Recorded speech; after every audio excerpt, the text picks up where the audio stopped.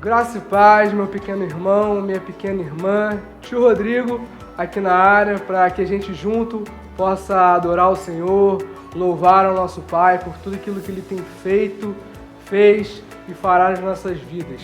Amém? Um abraço especial a você que ainda não faz parte dessa turminha. Seja muito bem-vindo, sinta-se à vontade para louvar ao Senhor juntamente com cada um de nós. Amém? Vamos orar.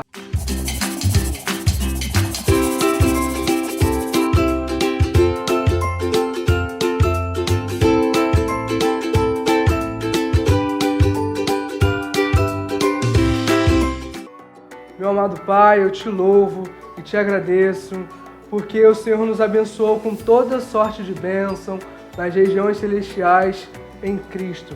Eu te louvo, Pai, porque de acordo com a tua misericórdia e o grande amor com que o Senhor nos amou, o Senhor nos deu vida e nos ressuscitou juntamente com Cristo. E ao seu lado, à sua destra, nós estamos assentados. Pai, eu creio que o teu Espírito da verdade vai mais uma vez nos guiar a toda a verdade, ao centro da tua vontade, ao centro do teu querer. Pai, que o teu Espírito Santo, o Espírito de sabedoria e de revelação, possa nos dar a percepção, Senhor, da esperança do nosso chamamento, da gloriosa riqueza que o Senhor tem preparada para cada um dos teus santos. E quão grande é o teu poder que atua em nós, o nosso grande amigo Espírito Santo. Em nome de Jesus, eu creio que cada coração que está ouvindo a tua palavra é um solo fértil e vai produzir, Senhor, a 100 por 1, correspondendo à semente da tua palavra. Em nome de Jesus, amém e amém. Queridos, agora nós vamos ouvir o Senhor falando com cada um de nós. Como? Através da palavra.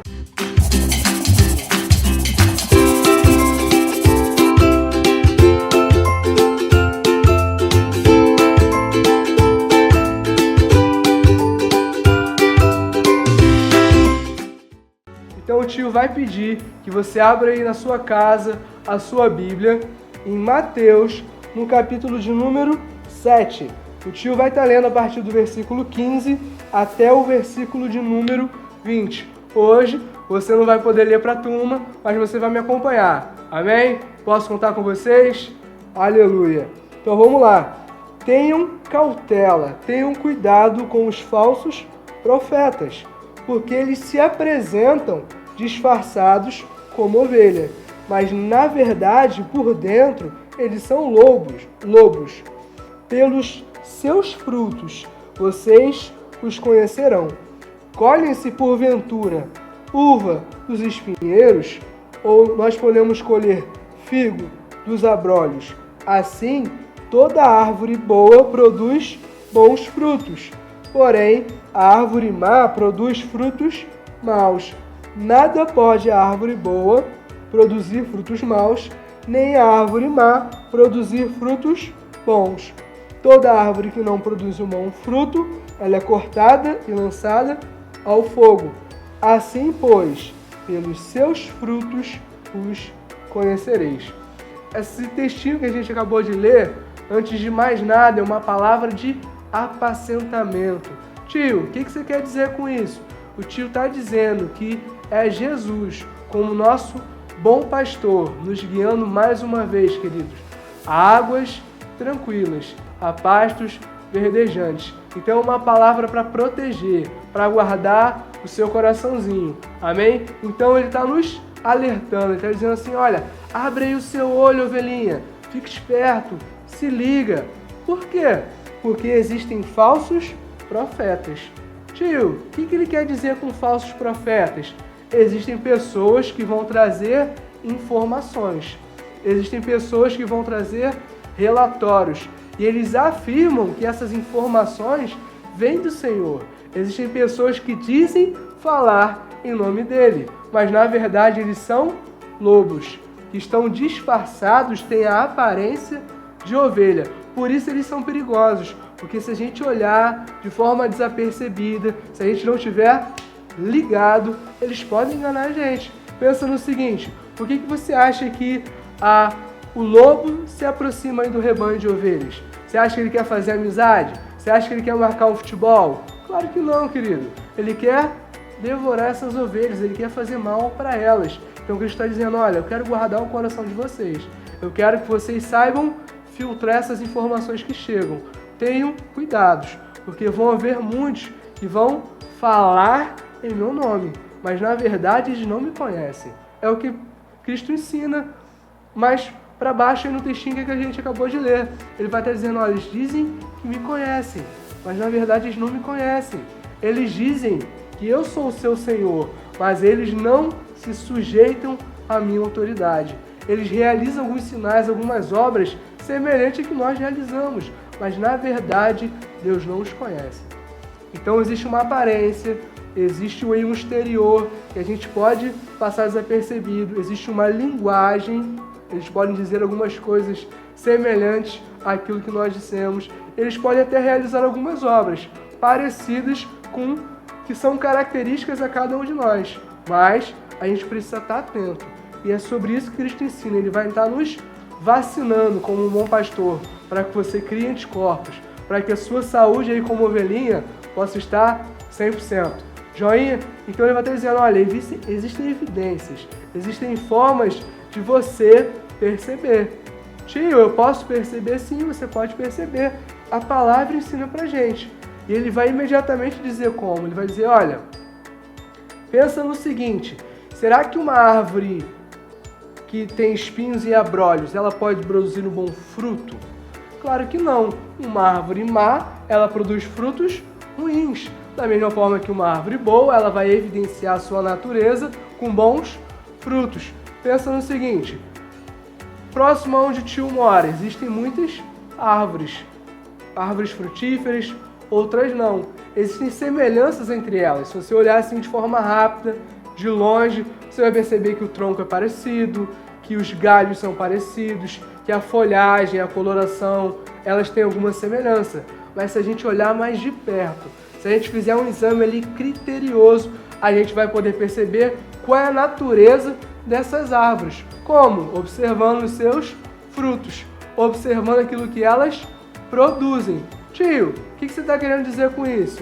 Que aquela árvore, ela vai externar naturalmente a sua natureza, ela vai demonstrar a sua espécie.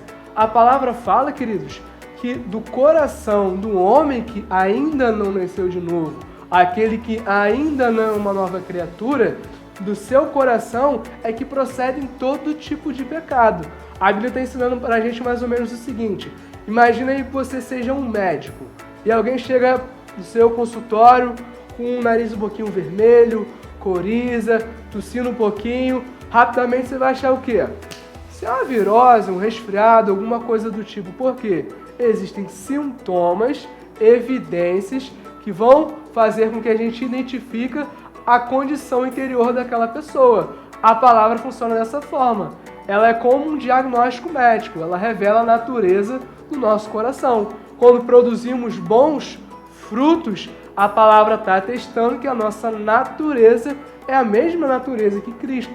Então, por exemplo, através das suas palavras, através das suas obras, aquilo que você tem produzido, as pessoas provam isso e percebem que você é semelhante a Jesus? Você age em amor, em bondade, em misericórdia? Você tem um coração aí sempre disposto a servir como Cristo? São frutos, querido. O salmista fala que as pessoas devem provar e ver que o Senhor é bom. Mas como que as pessoas podem provar e ver que o Senhor é bom se antes elas não conhecem? Como ouvirão se não há quem pregue? É a pergunta que Paulo nos faz. Querido, as pessoas vão provar e ver que o Senhor é bom através da sua vida. Você é como uma vitrine ali no shopping, querido. A vida de Deus está escancarada através de você. As pessoas vão observar a sua vida, observar os seus frutos e vão conhecer o caráter de Deus. Que Ele é um bom Pai e que a sua misericórdia ela dura para todo sempre. Então Cristo vai estar ensinando para a gente, olha, tome cuidado com todas as informações que chegam, principalmente nesse cenário, querido. E isso o tio não está querendo aí desvalorizar a opinião dos especialistas, dos economistas, dos infectologistas. Não, o tio está querendo dizer que você precisa ficar com a palavra, que tudo aquilo que é dito, existe uma ordem superior. E essa ordem é a autoridade que emana de Jesus. Então a gente precisa estar com o coração bem protegido, resguardado, conhecendo o caráter de Deus, filtrando essas informações que chegam. Como? Observando essas fontes. Quem está falando? Olha para a vida dessas pessoas. Será que essas palavras, essas obras que eles fazem, são semelhantes às de Cristo? Pensa aí, por exemplo, nos fariseus. Diziam falar em nome de quem? Em nome do próprio Deus. Mas, na verdade, a Bíblia falava que Deus não os conhecia, que eles usavam a palavra como um instrumento para demonstrar aí o seu preconceito, o seu orgulho religioso. Eles usavam a palavra para diminuir as pessoas, para ferir cada uma delas. Mas a Bíblia fala que, por exemplo, a língua do sábio ela é como medicina, como um remédio. Querido, as suas palavras têm auxiliado as pessoas feridas? Têm auxiliado as pessoas doentes, tanto emocionalmente, como fisicamente, como espiritualmente? Você tem dito aquilo que de fato edifica? Se as pessoas provassem a sua vida, experimentassem Deus através de você, do seu testemunho, elas veriam que Deus é de fato bom, como a palavra afirma, ou não? Tio queria falar um pouco mais com vocês a respeito disso, sobre a nossa responsabilidade enquanto filhos de Deus de produzirmos bons frutos, de evidenciarmos a nossa natureza, que foi transformada pelo Espírito Santo em semelhança à natureza divina. A palavra fala que nós fomos regenerados, gerados de novo, através de uma semente que não se corrompe, através do Espírito Santo. Tio, o que você está querendo dizer com isso? Pensa no seguinte, o Espírito Santo, ele usa a palavra como uma espécie de sementinha dentro dos nossos corações. Então ele vai lá, semeia a palavra e essa palavra produz uma nova vida, uma nova natureza. Deus comunica agora os seus atributos, as características que o identificam para nós. Pensa no seguinte, uma pessoa de uma outra nacionalidade. Você chega na praia, tem um camarada lá que está com uma roupa meio estranha, se queimou demais, fala uma linguagem que você não conhece, se veste de uma forma que não é comum para nós na praia, se alimenta com alguns tipos de alimentos que não são comuns à nossa dieta. Você logo, de forma rápida, identifica essa pessoa o quê? Como um estrangeiro. E assim, como cidadão do reino dos céus, você possui características na sua vida que vão te rapidamente identificar. Olha, aquele camaradinho ali, aquela irmãzinha ali, ela é uma cidadã no reino do céu. No seu colégio, no seu cursinho, na praça, em qualquer lugar que as pessoas precisam rapidamente nos identificar. Existe uma cultura, um modo de viver que é característico a cada um de nós. Pensa no seguinte, lá no Sermão do Monte, Cristo está falando, olha, bem-aventurados são os pacificadores, bem-aventurados são os misericordiosos, bem-aventurados são aqueles que têm fome e sede de justiça. As pessoas têm visto essas características nas nossas vidas? Ela tem nos identificado como cidadãos do reino dos céus, como embaixadores do reino de Deus? Porque você é um embaixador do reino de Deus. Você representa ao próprio Rei dos Reis, o Senhor dos Senhores, Jesus Cristo, querido. Você revela quem Ele é. Então você possui essa responsabilidade, assim como uma série de privilégios. E o tio queria falar com vocês sobre alguns desses privilégios. Pensa no seguinte, você tem acesso ao Rei. Paulo, em Romanos, no capítulo 5, ele fala que nós fomos justificados pela fé em Cristo, mediante a fé em Cristo. Somos declarados justos por Deus quando cremos em Jesus, naquilo que Ele fez e aquilo que Deus fez através de Cristo. O quê? Nos redimir. Então, quando nós cremos nisso, a palavra fala que nós somos declarados justos. Temos acesso ao Rei, temos acesso à graça de Deus, estamos firmados nessa graça. Pensa no seguinte, caso você queira hoje marcar uma conferência aí com o presidente do país, você acha que conseguiria? Você acha que teria fácil acesso a ele? Mas, querido, se eu disser que você, como cidadão do reino, tem acesso ao próprio Senhor, ao próprio Rei dos Reis, aquele que criou céus e terra, querido, olha que privilégio, olha que bênção, como cidadão do reino você possui. Outra coisa, você tem acesso aos recursos do reino. As pessoas podem trazer aí relatórios de falta, relatórios de escassez, podem falar muitas coisas, mas você tem acesso a todos os recursos do reino de Deus. Você sabe que você tem todas as suas necessidades supridas, porque Deus tem uma gloriosa riqueza, uma vez que nós estamos unidos a Cristo. E nós somos protegidos, guardados por Deus, porque somos cidadãos. Paulo também fala que nós somos filhos de Deus, e como filhos nós temos a natureza do próprio Deus. Pensa aí rapidinho, dá uma olhadinha para o seu pai, para sua mãe.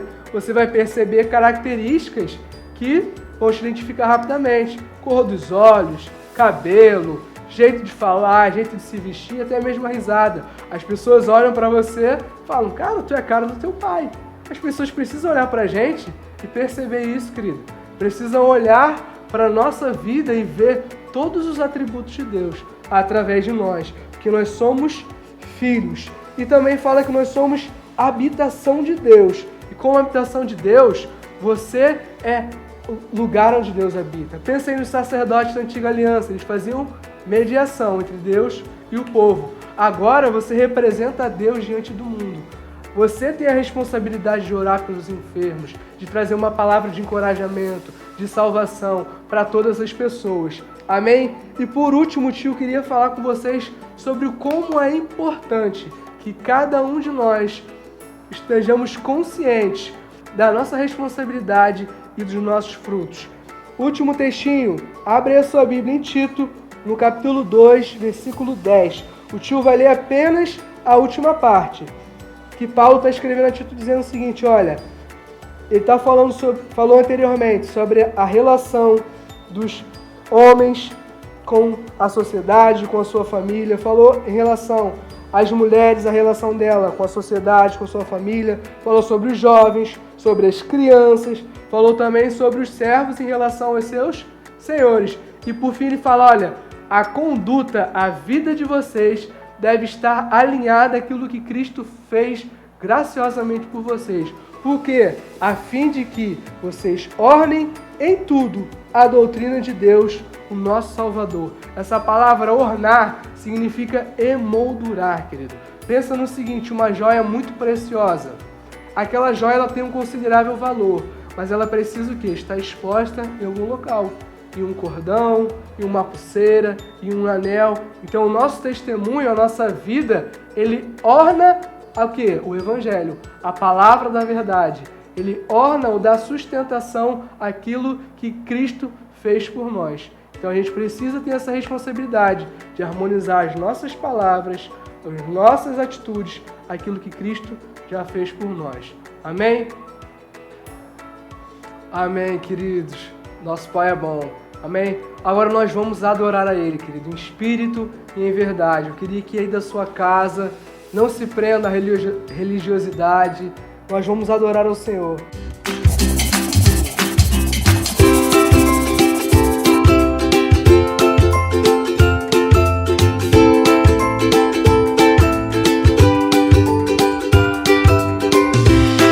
Amém? Nosso amigo, Espírito Santo, aquele que habita em nós vamos adorar ao Senhor em espírito e em verdade. Nós vamos adorar a Ele por aquilo que Ele fez em nós, através de Cristo. Amém? Fonte de poder que fez a criação, habita em mim, habita em mim. A promessa de Cristo, o Espírito de vida, habita em mim. Que ressuscitou Jesus dentre os mortos, trazendo vida.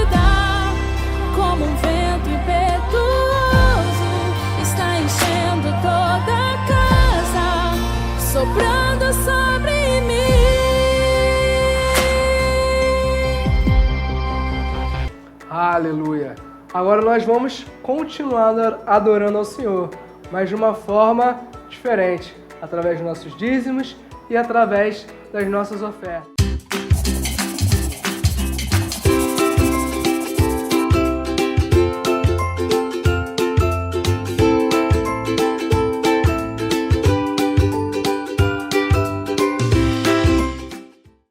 Para isso, o tio vai precisar que você, com mais calma, medite um texto aí que se encontra em Mateus, no capítulo de número 2, no versículo 11. A Bíblia fala que eles se prostraram, adoraram ao Senhor e abriram os seus tesouros e entregaram as suas ofertas. A palavra ensina para a gente que os nossos dízimos e as nossas ofertas são uma expressão da nossa gratidão. O nosso culto racional é uma resposta consciente daquilo que Deus fez por nós, nos redimindo através do seu Filho. Então nós expressamos a nossa gratidão através dos nossos dízimos e através das nossas ofertas. Aí você pode pensar, tio, dízimo? Eu não sei o que é isso. Queridinho, você vai pegar aí aquele dinheirinho que seu pai te dá, eu creio que você recebe uma mesada, vai separar uma partezinha dela, querido. Não aquilo que sobra no final do seu mês, mas recebeu, separa aí a 10ª parte e honra ao Senhor e louvou o seu nome. E entregue, querido, com alegria, segundo aquilo que você propôs no seu coração. Não por obrigação, mas com gratidão ao Senhor. Amém? Agora nós vamos estar orando para estar encerrando o nosso culto. Amém?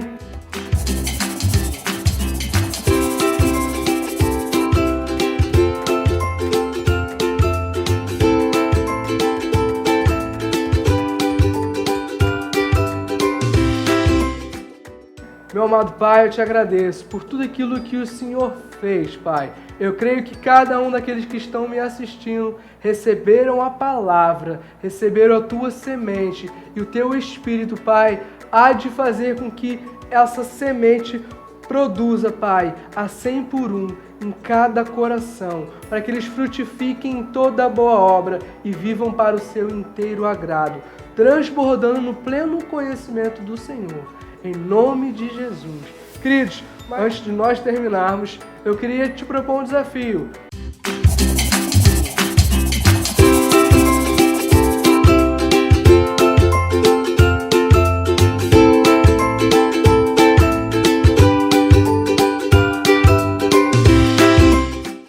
Chega aí na sua casa, pega um papel ofício, canetas coloridas, faça um desenho, faça uma pintura daquilo que você chamou a sua atenção nessa aula. Tio, essa parte aqui me chamou a atenção. Nós como cidadãos do reino, fazem um desenho. Tio, essa parte aqui me chamou a atenção. Os frutos, as ovelhas, o lobo, aquilo que te chamou a atenção nessa ministração. Amém, queridos? Fique em paz. Se possível, compartilhe esse vídeo com seus amigos, nas redes sociais, ou então no grupo da sua família. Amém? Deus abençoe.